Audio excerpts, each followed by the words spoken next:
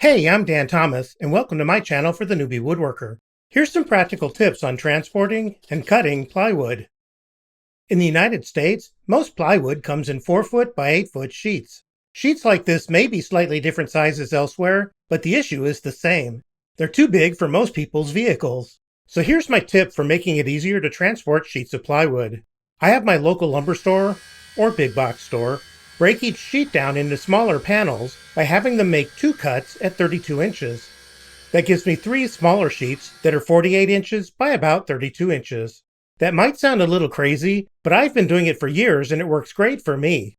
Your needs may be different, of course, but in my case, I rarely need plywood larger than this, so they're kind of an ideal size.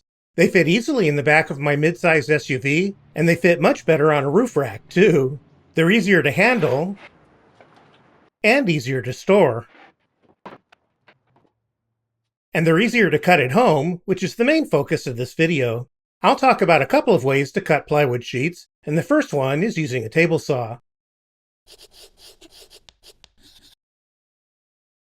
This sheet of plywood is wider than my table saw, so it sticks out and this end isn't even supported.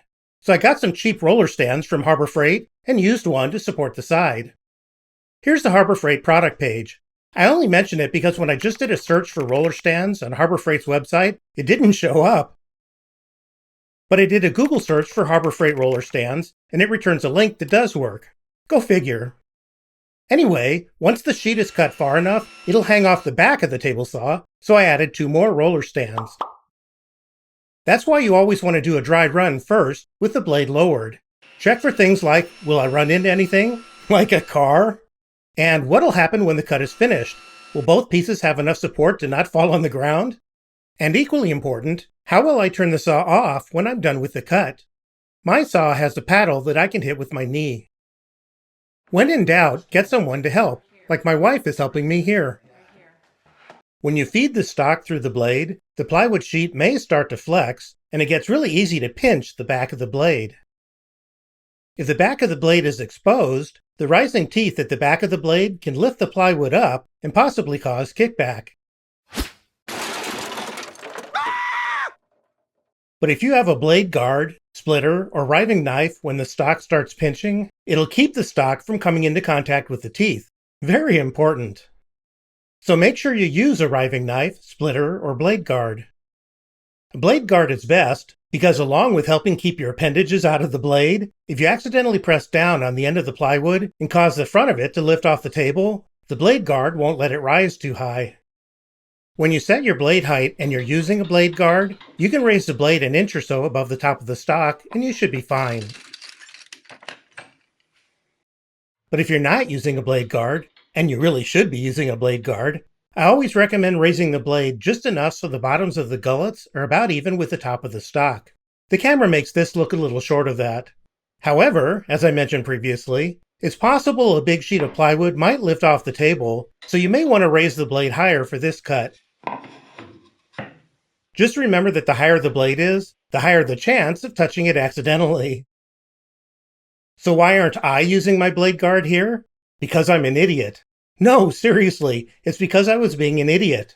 Don't be an idiot like me. I had to turn on the saw before getting the stock on the table saw because I can't reach the switch and hold the stock at the same time. So I had to be really careful I didn't accidentally hit the blade. Use a push block to keep the edge of the stock against the fence. With large stock like this, there's a tendency for the offcut to want to drag behind. Waxing your tabletop can help with this. Whether you wax your table or not, use your other hand to keep the stock moving forward evenly. But resist the urge to use your offhand to help keep the stock against the fence. That can cause the pinching I mentioned earlier. Here's me trying to hit the off switch with my knee. I'm keeping the offcut down on my table until the saw is stopped. And that's pretty much all there is to it. So what kinds of plywood sheet cuts are relatively safe on a table saw, and what aren't? To be completely honest here, I'm not always sure. But here are some of my thoughts. They are based on research and experience, but as with anything you see on the internet, take it with a grain of salt. Obviously, I think this cut is fine, or I wouldn't be showing it. This cut is pretty narrow, but it's probably fine. Anything more narrow than this, I'd cut using a circular saw, which I'll talk about in a moment. The problem with this cut is, it would be hard to keep the stock flush against the fence.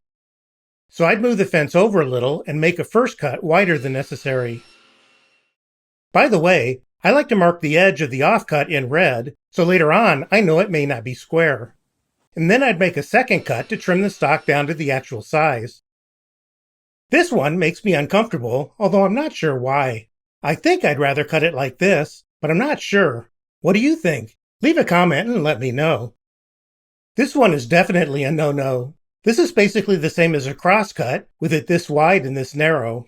So rather than use the fence, I'd cut it using a miter gauge, or chop saw, or circular saw, or one of my crosscut sleds. I love crosscut sleds, and I've got a bunch of videos on making them, including a couple that let you keep your blade guard on so you don't have to remove it when you use your sleds. By the way, if you don't understand why this kind of cut is dangerous, check out my video on kickback. Anyway, let me know your thoughts on these kinds of cuts down in the comments below.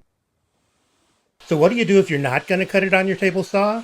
One option is to use the track saw, but they're expensive. When I have to cut plywood sheets I can't or don't want to cut on my table saw, I do it with a circular saw. And for me, the easiest way to do that is to make a simple jig. We'll attach an aluminum angle bar to a piece of hardboard. We'll trim it using the circular saw. Then we can drop it right on the cut line and cut our plywood. I've got some 1/4-inch thick hardboard here and a 36-inch long aluminum angle bar. I don't usually cut plywood that's more than 32 inches, so a 36-inch jig is good for me. If you plan on cutting something larger, then size it accordingly. My angle bar is 3/4 of an inch by 1/2 inch. Before you buy an angle bar, make sure its sides aren't too tall for your circular saw. You want to make sure your saw will clear the side of the angle bar. In this case, it's obviously fine, but your saw may be different. So lower your blade like you'd be cutting something. Then check the distance from the bottom of the base up to the lowest point that'll hang over the angle bar. In my case, it's this lever here. Then buy an angle bar that won't hit it. To position the angle bar, I want enough room on the side for clamps without the motor running into them. So I'm setting the bar 2 inches from the side, which is a little tight, but any further and I won't be able to use my spring clamps, which you'll see in a moment. I'm going to glue the angle bar down, and I don't want squeeze out on the side that the saw runs against, so I'm adding tape to the side and taping it in place.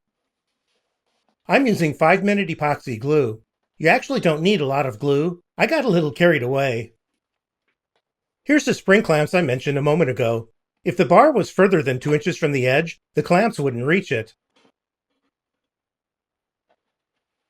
Once the glue is dry, I cleaned up the squeeze out that got past the tape. I should have sanded it, and in fact I end up sanding it later. I'll explain about the 2x4s on the floor here in a moment. I ran the circular saw against the angle bar and trimmed the base. I'm going to pause it right here. This hardboard's pretty thin.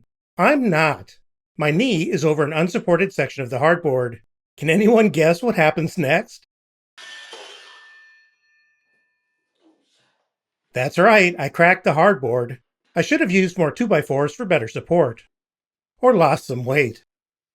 Anyway, the circular saw didn't slide very smoothly on the jig, so I took a block of wood with a nice sharp edge and folded a piece of 150 grit sandpaper against it and sanded the jig.